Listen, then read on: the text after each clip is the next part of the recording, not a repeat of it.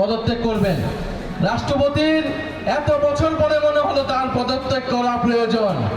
রাষ্ট্রপতি পদত্যাগ করবে না, হয়তো সরকারি রাষ্ট্রপতিকে সরিয়ে দেওয়ার পরিকল্পনা করছে। চিন্তা করে দেখুন, এই বিএনপি সরকার যারা বলে 2/3 আসন পেয়ে তারা সরকার গঠন করেছে, 5 মাসে তারা আওয়ামী লীগের রাষ্ট্রপতি পরিবর্তন করতে পারে নাই। বলে যেই সরকার আওয়ামী লীগের রাষ্ট্রপতি পরিবর্তন করার সক্ষমতা রাখে না, সে পরিবর্তন করবে কিভাবে? ফলে আমরা মনে করি ফ্যাসিস্টের দোসর চুপ্প পদত্যাগ করলে হবে না, পদত্যাগের পরে তাকে গ্রেফতার করতে হবে। কারণ গণহত্যায় তার সমর্থন রয়েছে, দুর্নীতিতে তার স্পষ্ট মান রয়েছে যে দুর্নীতিবাদ।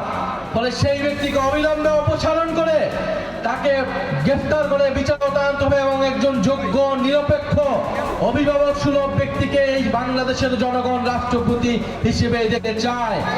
আমরা দেখেছি বিএনপি সরকার অতীতেও রাষ্ট্রপতি নিয়ে অনেক টালবাহানা করেছেন। জনপ্রিয় ব্যক্তিকে, নিজের দলের ব্যক্তিকেও তারা রাষ্ট্রপতি হতে দেয় না। তারা এতটাই ভয় পায়, সবকিছু কুক্ষিগত করতে চায়, সবকিছু নিয়ন্ত্রণ করতে চায়। আমরা দেখব বিএনপি সরকার এবার কাকে রাষ্ট্রপতি নির্বাচন করে।